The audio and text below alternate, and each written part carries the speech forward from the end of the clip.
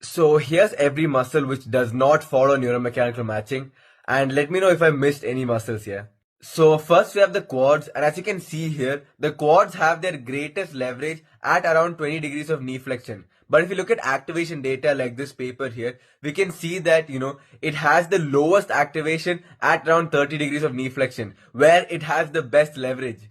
And next you have the elbow flexors. As you can see here in this leverage graph, at 90 degrees of elbow flexion, the brachioradialis has the highest leverage. But if we look at activation data, the brachialis, who had the lowest leverage, had the highest activation. And then the calves, and as you can see here, the lateral gastroc has higher leverage than the medial gastroc for plantar flexion. But as you can see here in this activation data, the medial gastroc had slightly higher activation than the lateral gastroc, which I don't think is significantly different. But then we also have hypertrophy data like this, where it showed that the lateral gastroc grew more than the medial gastroc, but I don't know if this reached significance as well because they don't mention it. And shoulder flexion, as you can see here, from 30 degrees of shoulder flexion to 120 degrees of shoulder flexion, the upper pecs have the best leverage. But if we look at activation data like this, where they did front raises, which is hardest at 90 degrees of shoulder flexion and is mostly in the upper pec ROM range, if you want to call it like that,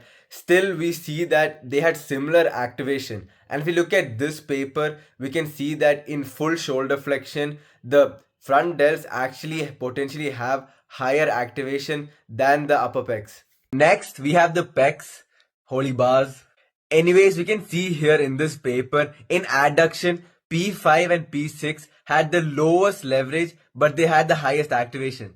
And in shoulder flexion, P2 had the highest leverage, but P1 had the highest activation. And next we have the lats in the same paper, and as we can see, it's pretty random. L6 has the lowest leverage, but the second highest activation in adduction, and extension we can also see it's pretty random. And for the hamstring muscle, we can see that every single head of the hamstring has their highest activation at 30 degrees of knee flexion, regardless of their leverage. Like the semitendinosus has its highest leverage at around 90 degrees of knee flexion, but then it has the lowest activation at 90 degrees of knee flexion as well.